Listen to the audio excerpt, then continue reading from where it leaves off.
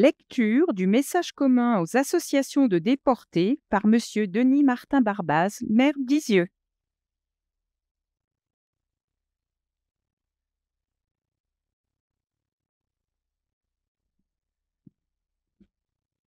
Monsieur le sous-préfet, mesdames, messieurs, bonjour à toutes et à tous. Je vais vous lire le message de Patricia Mirel, ministre déléguée auprès du ministre des Armées.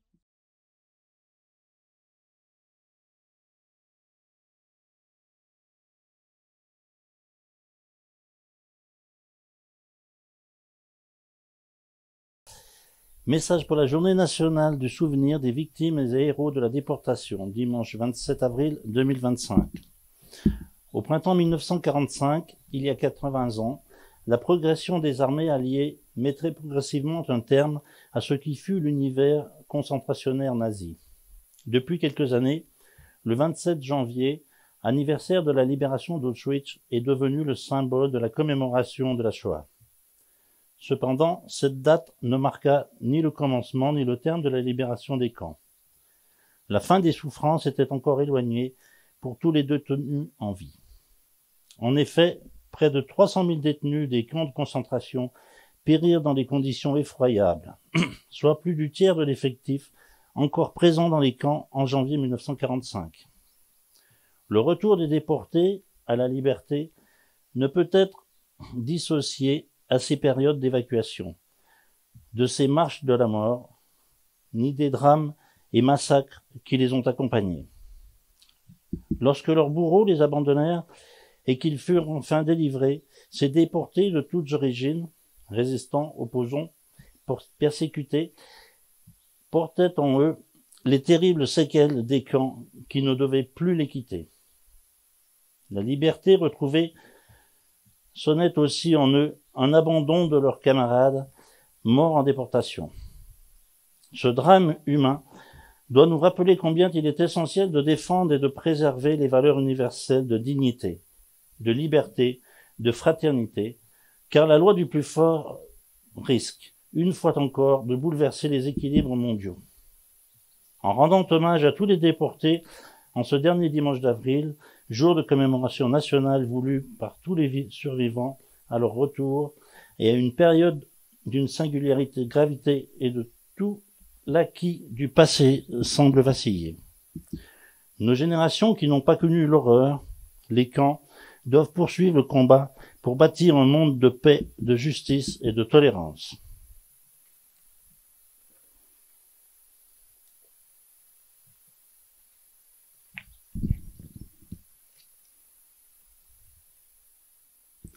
Lecture du message de Madame Patricia Miralles, ministre déléguée auprès du ministre des Armées, chargée des anciens combattants et de la mémoire, par Monsieur Yannick Scalzotto, sous-préfet de Belay.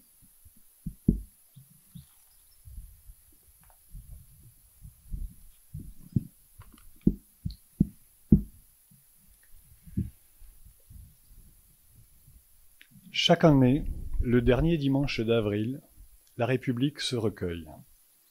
Elle se recueille pour nommer les absents, pour rendre justice aux visages effacés, pour transmettre aux vivants ce que la mémoire seule peut sauver de l'oubli. Aujourd'hui, nous commémorons une blessure qui a failli emporter le vieux continent, une blessure infligée à l'humanité tout entière, au cœur même de l'Europe. Elle nous rappelle que, sur nos terres, dans ce siècle encore très proche, l'homme a pu devenir le bourreau, l'assassin, le visage répugnant de la barbarie déchaînée. Ils furent des millions, arrachés à leur vie, à leur maison, à leur famille.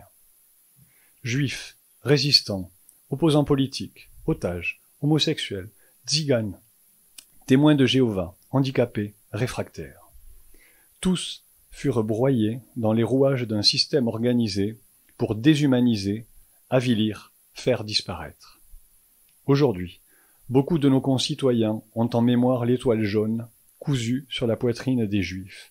Chez eux, dans la rue, jusqu'au fond des camps, ils n'ont pu s'en débarrasser. Mais gardons aussi en mémoire le triangle rouge pour les prisonniers politiques, le triangle noir pour les asociaux, le triangle marron pour les tziganes, le triangle rose pour les homosexuels, le triangle bleu pour les émigrés. Gardons en mémoire ces triangles et les étoiles de la haine qui, accompagnées de numéros, écrasaient l'humanité des déportés. Dans cette mécanique de l'horreur, la France connut son lot de douleurs. Elle connut aussi son sursaut. Parmi les déportés français, ils furent des milliers à être arrêtés pour avoir dit non. Non à la tyrannie, non à l'abandon, non à la barbarie. Ces femmes et ces hommes, parfois très jeunes, portaient dans leurs gestes la flamme d'une république qu'on croyait éteinte. Ils furent les héros de la liberté que d'autres voulaient supprimer. Celles et ceux qui ont survécu au camp, miraculés d'un voyage par-delà l'horreur, la souffrance et la mort, sont revenus avec la conscience ébranlée mais résolue, conscients du rôle qu'ils auraient à jouer, de la valeur morale et politique de leurs témoignages et de l'importance de préserver leur mémoire de l'oubli comme du mensonge. Ils se sont regroupés dans un foisonnant mouvement associatif qui allait influencer les choix de la nation.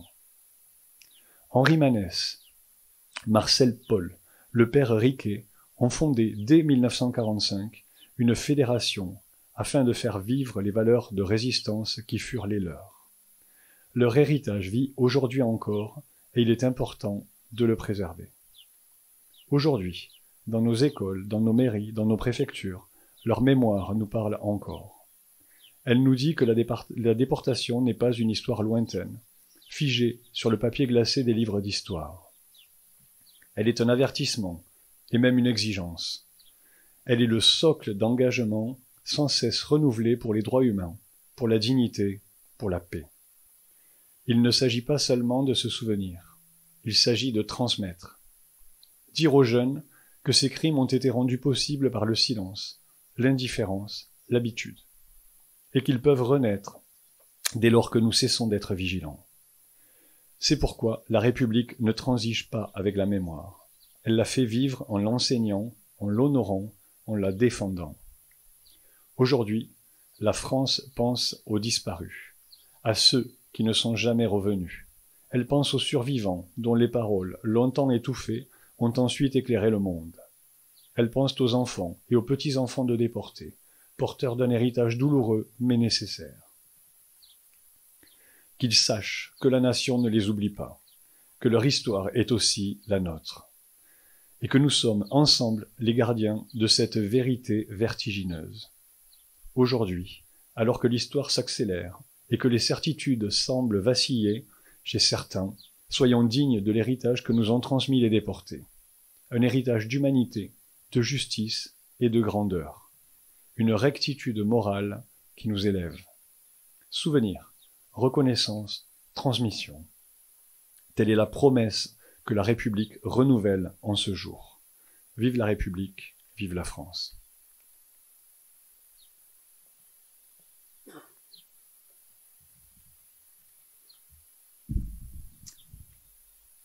Dépôt de la gerbe commune des autorités, des élus et des anciens combattants.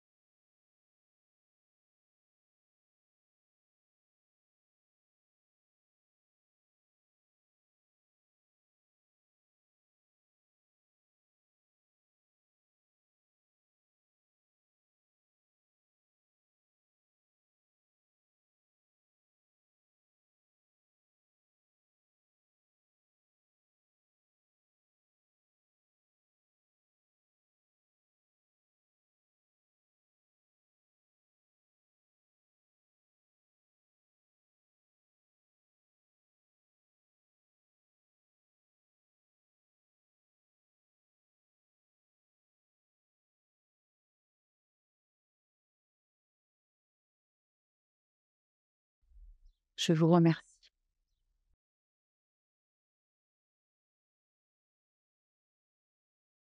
J'invite les autorités à aller saluer les porte-drapeaux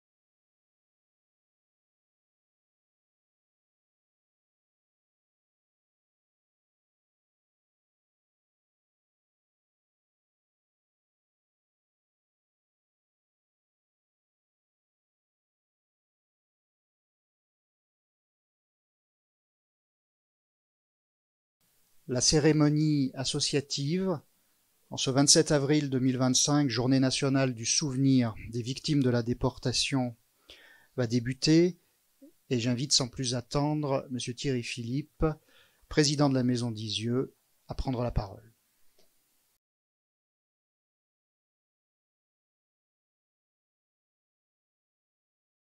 Monsieur le sous-préfet, Monsieur le président de la Fondation Goldwasser, cher Solange et cher André, Monsieur le président de l'AMS en Belgique, plus exactement cher Bella, cher Marcel, Mesdames et Messieurs les élus, Monsieur le représentant du CRIF, du Mémorial Valmorey, Mesdames et Messieurs en vos grades et qualités, et surtout chers amis et chers amis belges.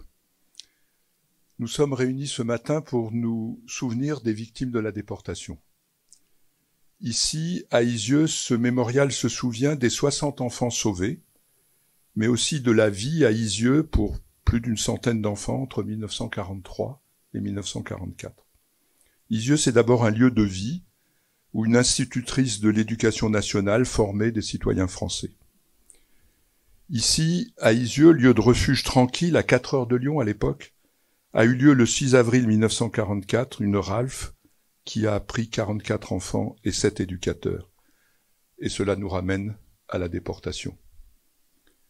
Arrêtés le 6 avril, 34 des 44 enfants passent une nuit à la prison Montluc à Lyon, puis prennent le train à la gare de Perrache pour Paris, où ils vont partir de Drancy le 13 avril dans le convoi 71, convoi où Simone Veil et ses sœurs étaient également présents. La déportation, c'est ça.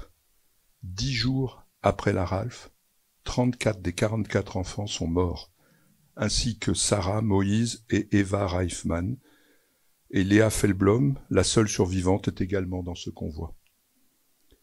Les autres enfants d'Isieux partiront de Paris le 15 mai dans le convoi 73, le 20 mai dans le convoi 74, le 30 mai dans le convoi 75 et enfin le 30 juin dans le convoi 76.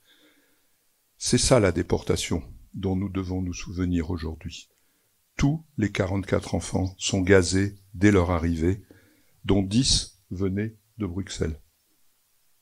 La déportation, c'est 6 millions de juifs, c'est 75 000 juifs de France, c'est aussi des résistants, c'est aussi, on en a parlé tout à l'heure, des justes. 5034 juifs qui résidaient en Belgique avant la guerre furent déportés depuis Drancy, car ils s'étaient réfugiés en France. 28 convois sont partis de Malines en Belgique et 25 000 juifs belges furent déportés. Parmi ces 28 convois, il y a le 20e convoi qui a été attaqué par 3 enfants juifs, enfin 3 jeunes juifs, qui a permis à 200 personnes de sauter du train. Certaines de ces personnes ont survécu.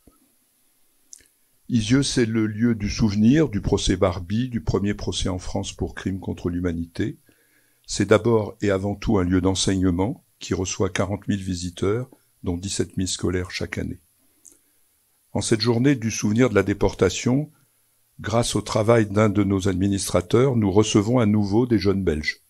Depuis 4 ans, au moins 3 écoles viennent chaque année avec le soutien de la Fédération Wallonie-Bruxelles, avec laquelle nous avons signé un mémorandum.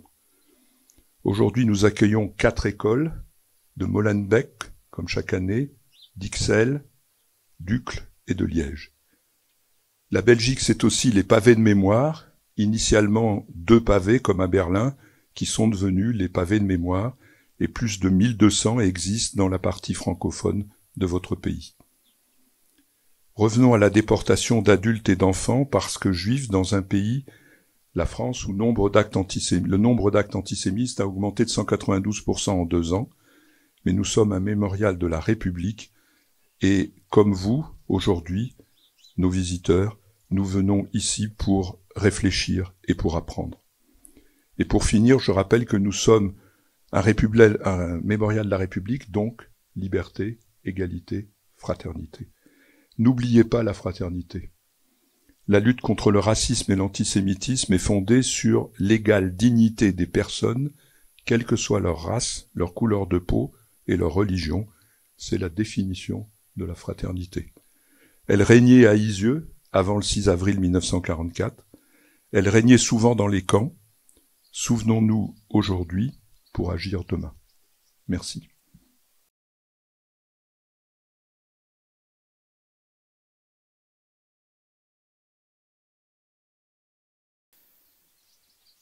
Le président Philippe l'a rappelé, cette cérémonie du 27 avril, cette journée nationale du souvenir des victimes de la déportation, est portée depuis quelques années par des jeunes venus de Belgique, différents établissements belges.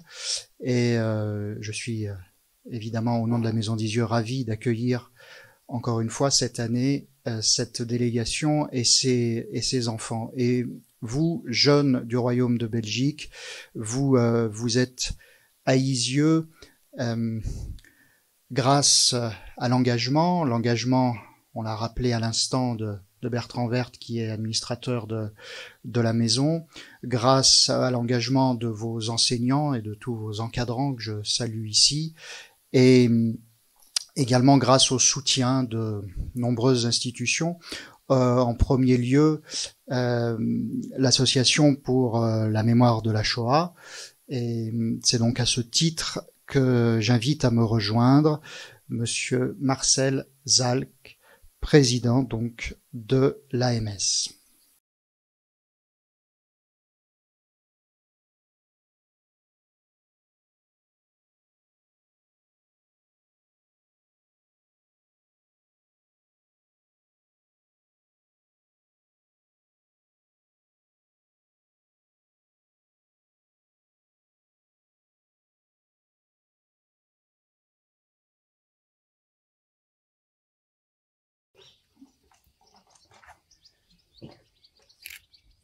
Mesdames et messieurs, en vos titres, grades et qualités, chers élèves et professeurs, chers amis, nous voici réunis dans un lieu où le silence pèse plus lourd que les pierres.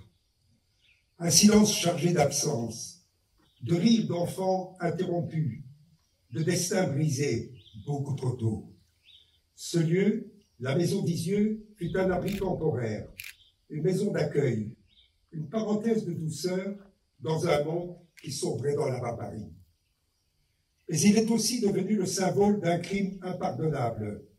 L'arrestation et la déportation le 6 avril 1944 de 44 enfants et 7 éducateurs, victimes de l'antisémitisme parce que ciblés comme juifs. Ces enfants, venus de toute l'Europe, et même au-delà pour certains, fuyant la persécution, espérant un refuge, nous rappellent que l'histoire de la Shoah n'a pas de frontières. Ils s'appelaient Eva, Max, Henri, Sarah. Ils avaient des rêves, des passions, des espoirs.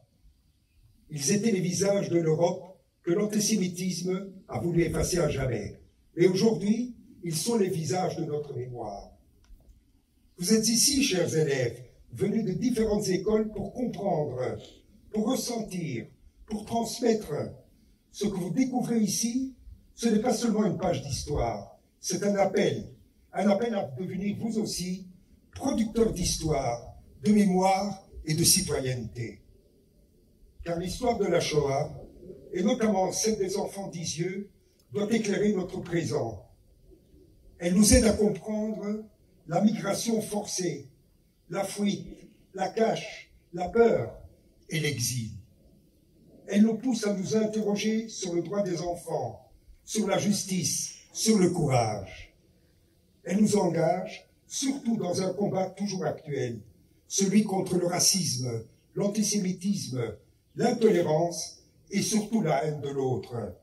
L'autre car différent. Je parle devant vous avec une émotion toute particulière, car moi aussi j'ai été un enfant caché. 2 années entières dans un couvent. J'étais protégé par une jeune novice qui a mis sa vie en danger pour sauver la mienne. Et grâce à elle, je suis là aujourd'hui. Grâce à elle, je peux témoigner, je peux vous parler, je peux espérer en vous. Pour son acte de courage et d'abnégation, elle a été nommée juste parmi les nations par Yad Vashem en Israël. En ce lieu, chers élèves, je vous le dis avec force, vous êtes la mémoire vivante de demain. Vous avez le pouvoir de faire en sorte que plus jamais l'histoire ne se répète. Vous avez la responsabilité de porter ces visages, ces noms, ces parcours dans vos cœurs et dans vos actions. Soyez curieux, soyez justes, soyez solidaires. Refusez l'indifférence, résistez à la haine, ouvrez les yeux, ouvrez votre cœur et faites appel à votre conscience. Les enfants d'Isieux ne doivent pas seulement être pleurés, ils doivent être écoutés, portés et transmis. C'est la raison de votre présence dans ce lieu. Que ce lieu vous accompagne tout au long de votre vie, comme une lumière, comme un guide, un serment silencieux, celui de la mémoire, de l'humanité et de la dignité. Je vous remercie de votre attention.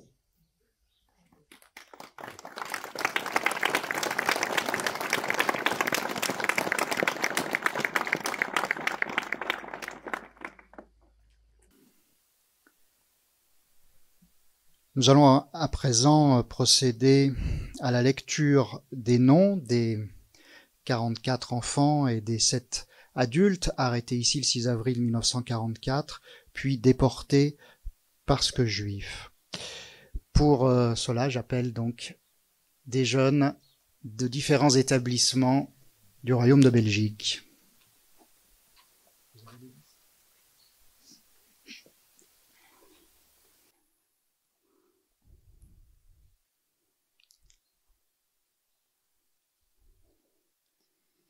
Sami Adelsheimer, 5 ans.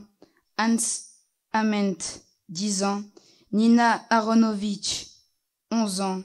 Max Marcel Balsam, 12 ans. Jean-Paul Balsam, 10 ans. Esther Benassayag, 12 ans.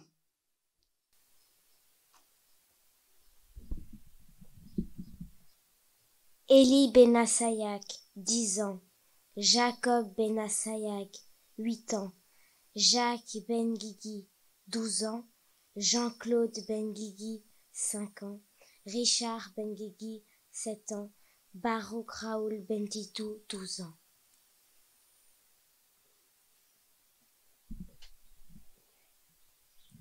Major Bulka, 13 ans. Albert Bulka, 4 ans. Lucien Freidler, 5 ans. Egon Gabriel, 9 ans. Liliane Garonstein, 11 ans. Maurice Garonstein, 13 ans.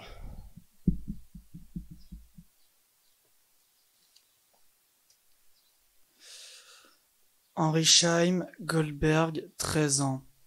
Joseph Goldberg, 12 ans. Claudine Allonbreiner, 5 ans. Mina Allonbreiner, 8 ans. Georgie Alpern, 8 ans. Arnold Hirsch, 17 ans.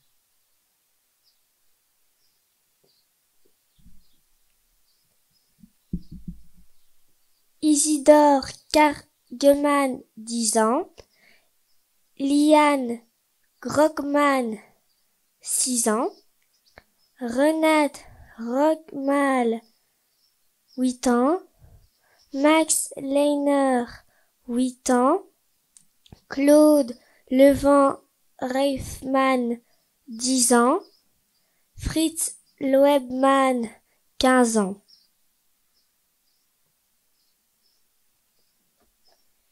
Alice Jacqueline Lusgard, 10 ans. Marcel Mermelstein, 7 ans. Paula Mermelstein, 10 ans. Théodore Reis, 16 ans. Gilles Sadowski, 8 ans. Martha Spielgel, 10 ans.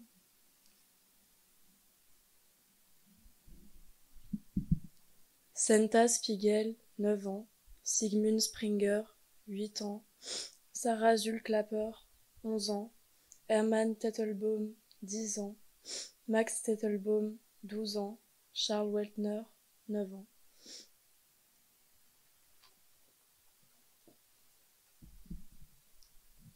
Otto Wertmeier, 12 ans. Emile Zuckerberg, 5 ans. Lucie Feiger, 49 ans. Mina Friedler, 32 ans. Sarah Levan Reifman, 36 ans. Eva Reifman, 61 ans.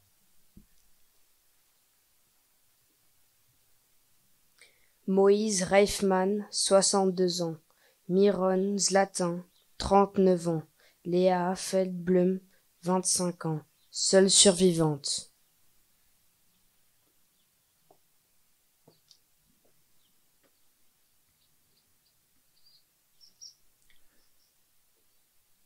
Pour dire le Kaddish, j'invite à me rejoindre Monsieur le rabbin Philippe Choukroun.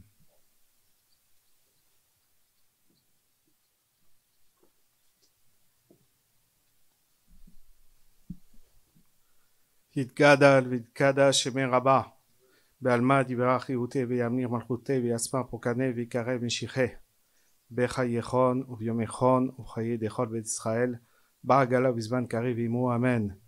יהיה שמי רבה מברך לעלמי עלמיה, יתברך וישתבח יתברך ויתרומם ויתנשא ויתהדר, ויתעלה ויתהלל שמי דקודשה ברכו. לעילה מן כל ברכתה, שירתה תשבחתה ונחמתה דאמירן בעלמא ועמו אמן.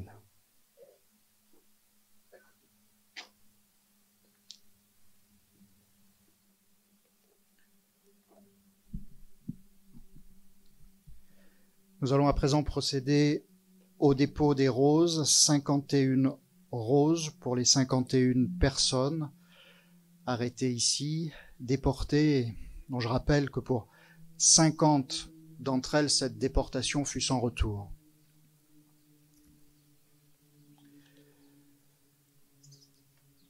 Pour la maison d'Isieux, son président, M. Thierry Philippe.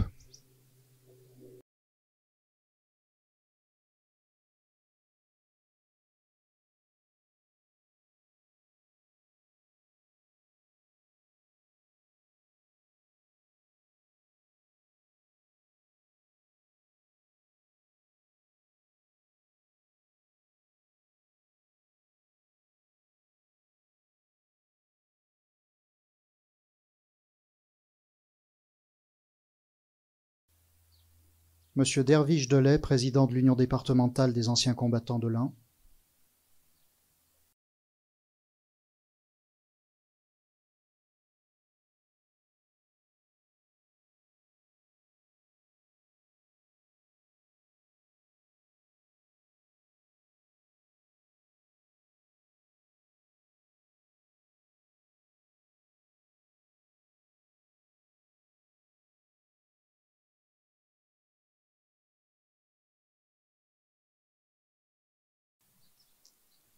Monsieur Michel Prat, représentant du comité du mémorial Val-Romeleb.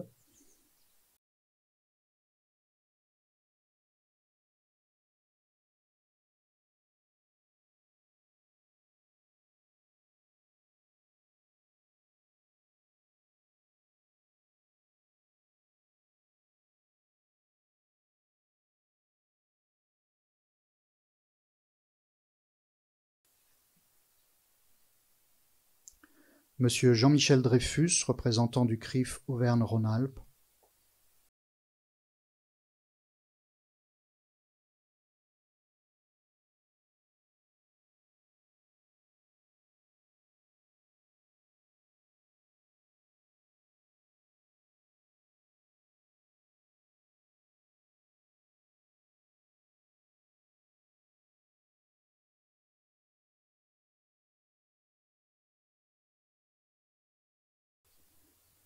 Monsieur Marcel Zalk, président de l'Association pour la mémoire de la Shoah.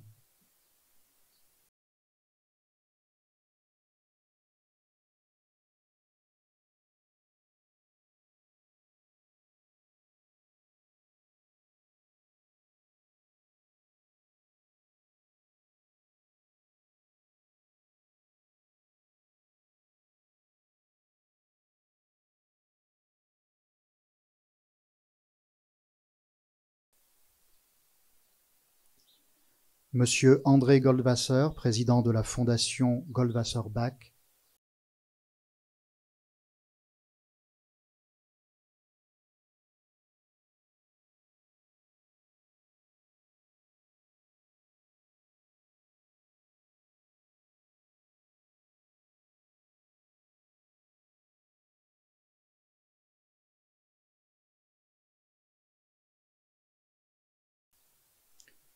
Lieutenant-colonel Richard Villiette, délégué militaire départemental adjoint.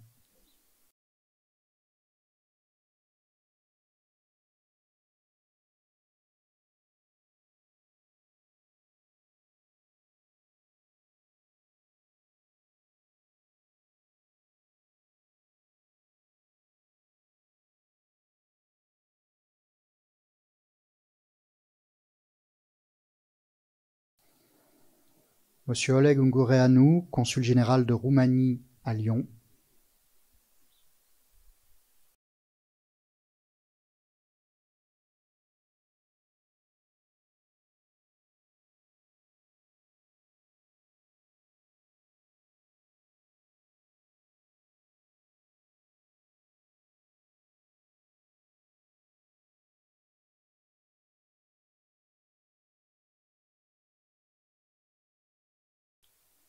Monsieur Thierry Verguin, maire de Brégnier-Cordon.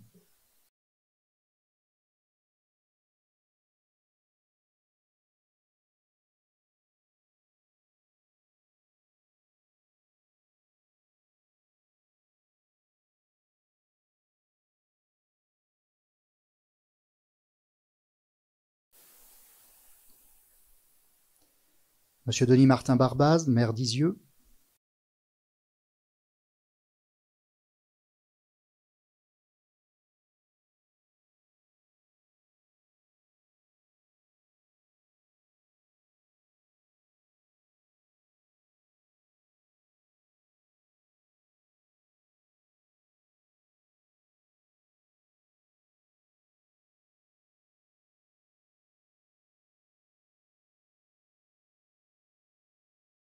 Madame Aurélie Borel, conseillère départementale de l'Ain.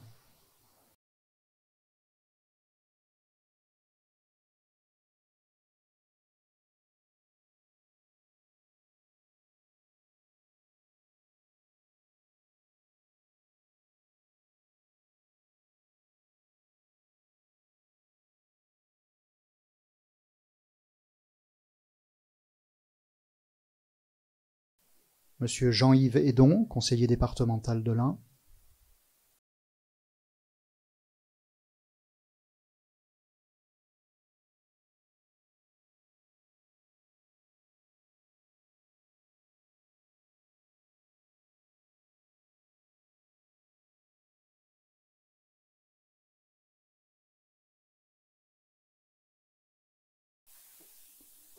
Madame Myriam Keller, maire de Cézérieux et conseillère régionale Auvergne-Rhône-Alpes.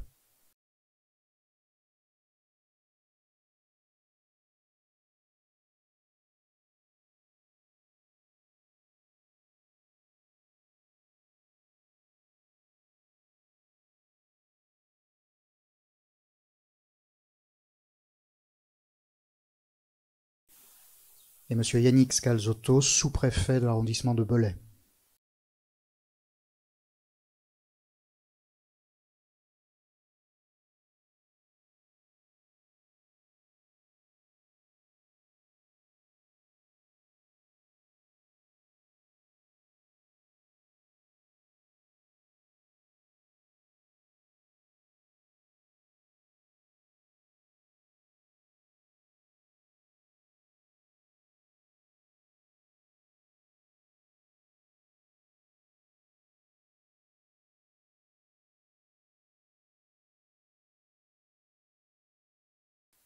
En mémoire des personnes arrêtées ici, déportées et assassinées, nous allons observer 1 minute de silence.